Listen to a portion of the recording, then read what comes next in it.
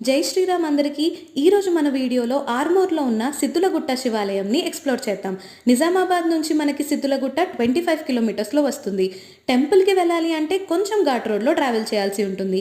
ఇలా ఘాట్ రోడ్లో పైకి వెళ్తుంటే పక్కన సైట్ సీయింగ్లో మనకి పచ్చపచ్చని పొలాలు, విలేజెస్ అయితే చాలా కలర్ఫుల్గా కనిపిస్తాయి. కొండపైన కొంచెం టర్నింగ్స్ డేంజరస్గా ఉంటాయి, కేర్ఫుల్గా వెళ్ళాలి.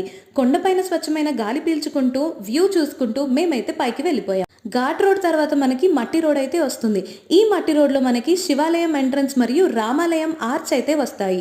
కొండ మీద ఉన్న పెద్ద రాయి కింద ఉన్న శివయ్యని దర్శించుకోవడానికి చిన్న చిన్న గదుల్లో నుంచి ప్రయాణం చేయాల్సి ఉంటుంది గర్భగుడిలోకి వెళ్ళడానికి.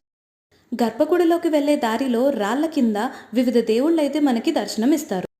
మనం ఆల్మోస్ట్ 75% వరకు నడుముని వంచే ఈ రాళ్ల మధ్యలో నుంచి గర్భగుడిలోకి వెళ్లాల్సి ఉంటుంది.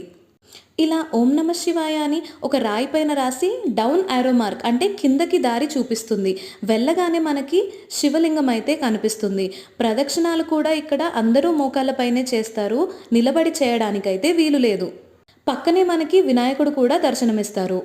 ఈ శివాలయం గోడలపైన బిల్వాష్టకం, లింగాష్టకం మరియు శివుని హారతి పాటల పోస్టర్లు కూడా ఉంటాయి. శివాలయం నుంచి బయటికి రాగానే ఒక పెద్ద బావిలో చాలా టాటాయిస్లు మనకి కనిపించాయి.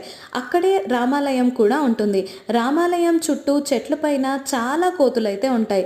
శ్రీరామ అనుకుంటే ఆ కోతులు మనల్ని ఏమీ చేయవు. పక్కనే ఒక 20 to 25 స్టెప్స్ ఎక్కగానే మనకి అయ్యప్ప గుడి చాలా స్పేషియస్గా కనిపిస్తుంది. ఈ టెంపుల్ని విజిట్ చేయకపోతే మీ ఫ్యామిలీ అండ్ ఫ్రెండ్స్తో విజిట్ చేసేయండి. ఈ వీడియో మీకు నచ్చినట్లయితే please do like, share and subscribe for more videos. Bye.